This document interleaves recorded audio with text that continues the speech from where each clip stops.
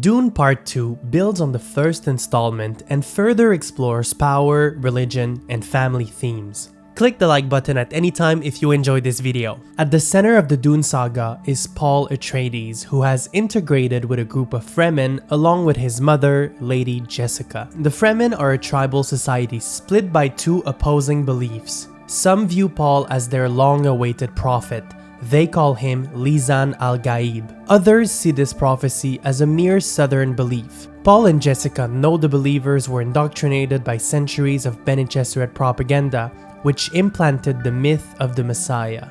After drinking the water of life, which is extracted from a baby worm, Jessica becomes the Fremen's Reverend Mother, the highest religious authority within the tribe. This event also affects her unborn child, making the fetus, Aliyah, fully sentient. Meanwhile, Paul rises as one of the Fremen's best fighters. Jessica, Aliyah, and Paul are exposed to high levels of spice in the desert, enhancing their visions and supernatural abilities. The geopolitics of Arrakis become more important in Part 2.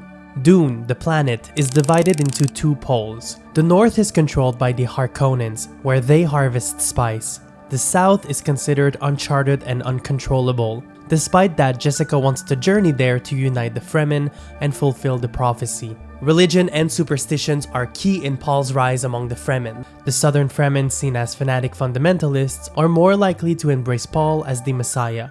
Before they journey south, Jessica skillfully exploits manufactured superstition and cultural biases to convert non-believers. This helps Paul ascend as the Fremen's spiritual and military leader. The traditional power structures of Part 1 continue to dominate the world outside the desert. Part 2 introduces the Emperor of the known universe, the most powerful figure in this world. In Part 1, he secretly conspired with the Harkonnens to destroy House Atreides.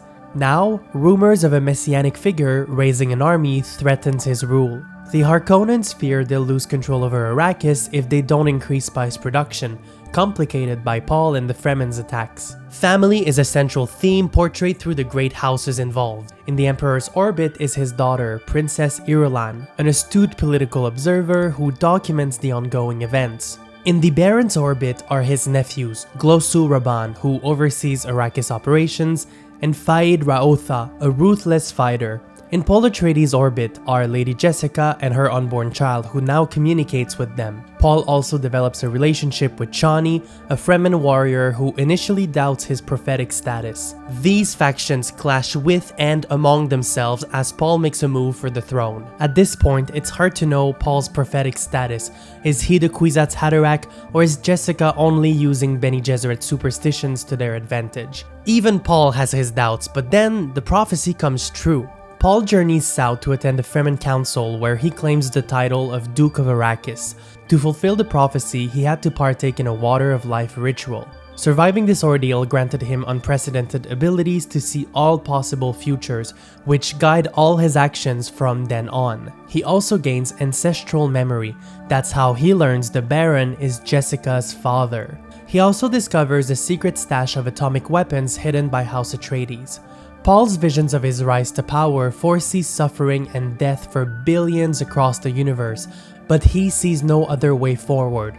He's a prophet to the Fremen, and he's leading them into a holy war. As echoes of war range, our main factions make consequential decisions. At first, the Emperor opts for a strategic non-interventionism, aiming to appear as a peacemaker later. His decision was highly influenced by Princess Irulan, who's a Bene Gesserit, and benefits from privileged information she's not allowed to share with her father. On Giedi Prime, the Baron anoints Faid Harkonnen as his successor, intending for him to seize the imperial crown. The Harkonnens want to overthrow the Emperor. The Bene Gesserits know the Emperor will lose his crown, but they don't know who between Faid and Paul will prevail. Paul contacts the Emperor, who eventually makes his way to Arrakeen, the seat of power on Arrakis. The Emperor convenes the Harkonnens to know who the prophet is. That's when Paul uses atomics to breach the shield wall, allowing his Fremen army to surround the compound. The battle outside culminates in an intense confrontation inside, with Paul killing the Baron and defeating Fade in a duel. The Emperor surrenders. Paul spares his life and takes Princess Irulan's hand. This is a strategic move, but it strains his relationship with Chani. The great houses already signaled their intention to reject Paul's claim. Holy War is coming, and the Chosen One might not be the hero he's made out to be.